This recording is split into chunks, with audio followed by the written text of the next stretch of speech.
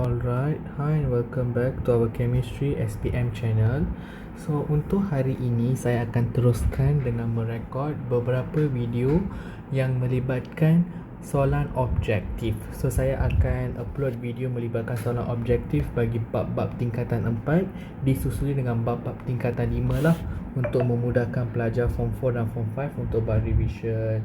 So video-video topikal untuk setiap soalan objektif akan di-upload dalam playlist latihan topikal tingkatan 4 dan tingkatan 5 serta di dalam playlist subtopik tersebutlah untuk meningkatkan kefahaman pelajar. So untuk bab 1 hari ini kita ada lebih kurang 5 soalan lah. Okey, so 5 soalan ini adalah soalan yang diekstrak keluar daripada paper percubaan SPM tahun 2025.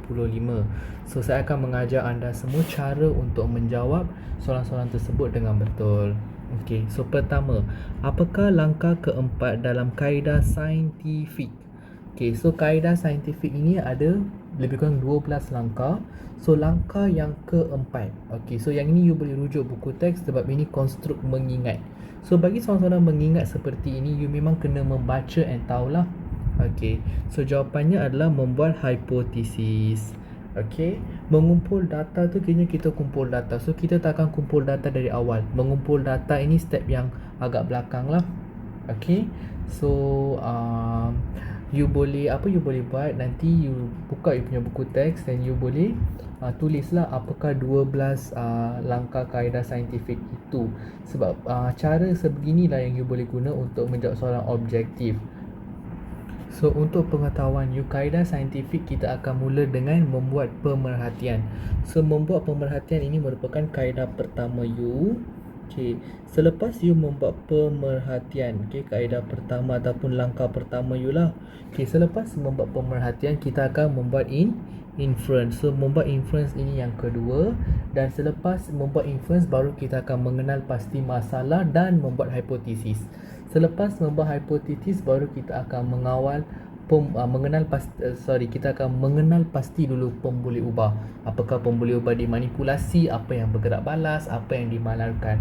Dan kemudian kita akan mengawal pemboleh ubah itu. Kenapa? Sebab bahagian mengawal pemboleh ubah ini untuk mengelakkan kita punya data terencat. Kita nak data yang elok, so kita perlu tahu cara untuk mengawal pemboleh ubah.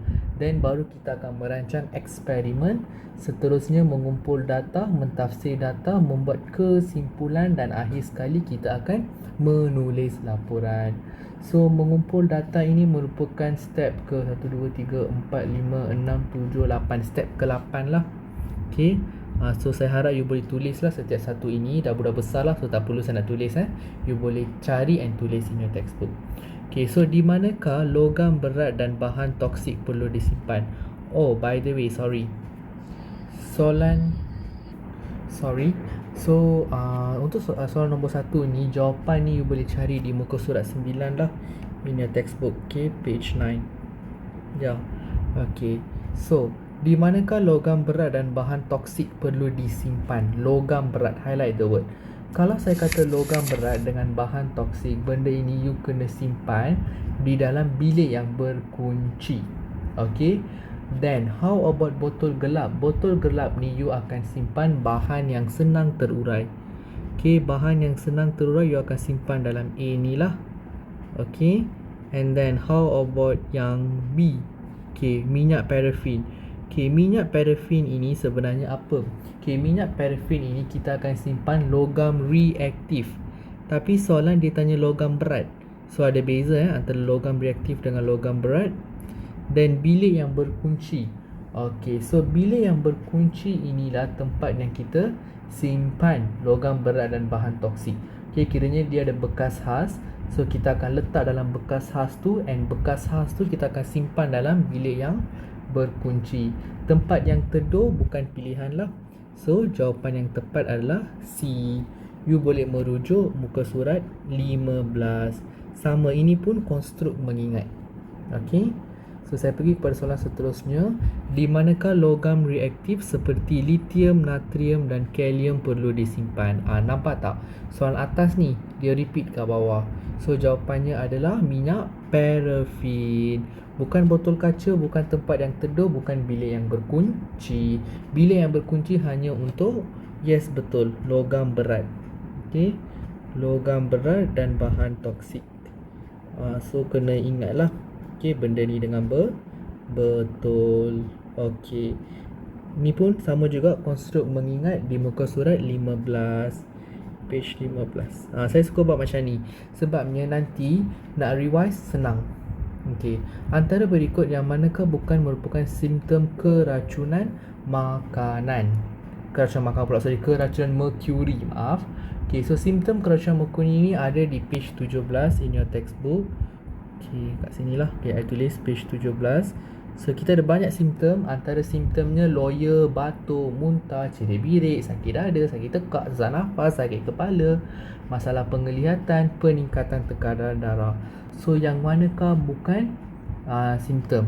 So jawapannya adalah selsema. Okey, selsema lah bukan simptom bagi you punya keracunan mercury. So jawapan dia B lah. Okey, batuk semua mesti akan ada. Okey, batuk obviously akan ada lah. So untuk simptom ini adalah bagus jika you boleh ingat at least 2 simptom. Okey, dan saya masuk kepada soalan terakhir untuk video hari ini. Raja 2 menunjukkan kemalangan dalam makmal yang melibatkan tumpahan mercury. So sementara menunggu ketibaan jabatan bomba dan penyelamat, apakah bahan yang perlu ditaburkan highlight untuk menutup tumpahan mercury? So untuk menutup tumpahan mercury, kita perlu taburkan serbuk. Betul, kita perlu taburkan serbuk sulfur. Ini pun konstruk mengingat di muka surat 18, page 18. So jawapan dia adalah A lah. Yes, settle lah. So macam ni lah kita perlu jawab soalan exam ataupun nak belajar teknik menjawab pun sama juga. You perlu belajar macam ni sebab ini yang akan membantu you untuk mengingat fakta-fakta dengan lebih mudah.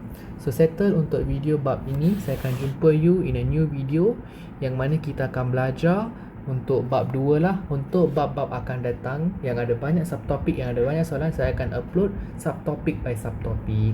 So stay tuned. Thank you and bye.